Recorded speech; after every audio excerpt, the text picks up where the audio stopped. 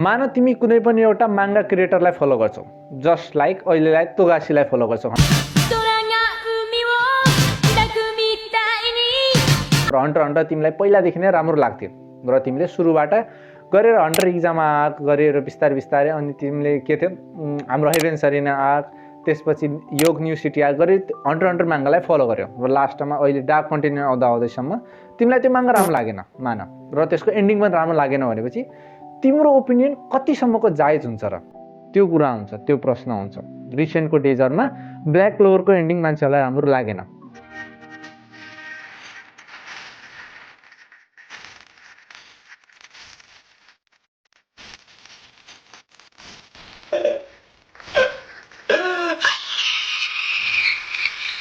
Black क्लोभर सँगसँगै हाम्रो के को एन्डिङ थियो जेजेके को पनि एन्डिङ मान्छेहरूलाई राम्रो लागेको थिएन। त्यसपछि एओटीको एन्डिङ नराम्रो लाग्नु त त्यो त पहिलाको रिवाज नै हो।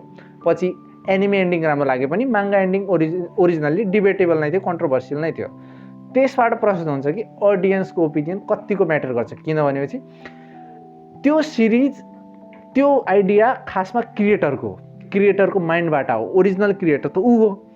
हाम्रो ओपिनियन कतिसम्म नै भ्यालिड छ र त्यही ओपिनियनको बेसिसमा कसैलाई हेरेस गर्नु कतिसम्मको लिगल छ र ओभियसली नराम्रो होला, किनभने यदि तिमी कसैको आर्ट हेरेर उसलाई ओपिनियन चाहिँ मेन टु बी कन्स्ट्रक्टेड अथवा क्रिटिसाइजको लागि मात्र हुन्छ, हार्म गर्नलाई कहिले पनि हुँदैन। अनि तिमीहरू मलाई यदि यो च्यानललाई फलो गर्छौ भनेपछि आधाको त दिमागमा अहिले एउटा क्वेसन आउन लाग्यो होला कि आधा भन्न लाग्यो होला कि त आफैले बरु टल्लै एडिट गर्छ अनि त्यो अधिकार भन्दैन यसबारेमा ओपिनियन दिने भन्ने। यसबारेमा मेरो काउन्टर के छ भनेपछि एनिमेलाई स्पेसल्ली म हेट गर्छु, किनभने त्यसमा ओभियसली केही कमी कमजोरीहरू छन्।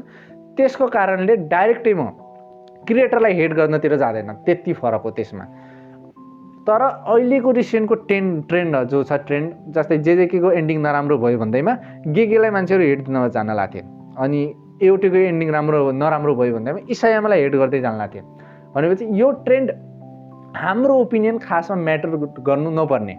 यदि एन्डिङ अलरेडी क्रिएटरको डिसाइड छ भनेपछि किनभने ऊ चाहिँ त्यो सिरिजको क्रिएटर हो र ऊभन्दा माथिको ओपिनियन हाम्रो कहिले पनि बन्न पनि हुँदैन। उसले नै डिसाइड गर्छ स्टोरीको फ्लो कता जान्छ, स्टोरीमा कुन इभेन्ट उसलाई राम्रो चाहन्छ। जस्तै कि ब्ल्याक क्लोभरको ब्याकग्राउन्डमा अहिले एउटा योवाला न्युज आउन लाग्छ कि ब्ल्याक क्लोभरको क्रिएटर चाहिँ यति चिजहरूले सफर गर्न लाग्थ्यो भनेर। तर यो कुरा नजानेर audience at the end of the day hate गर्नमै लाग्छन्, किनभने बढी जस्तो अडियन्सलाई मतलब छैन कि क्रिएटरसँग के होस्, उसको मेन्टल हेल्थ कस्तो, उनीहरूलाई मतलब छैन।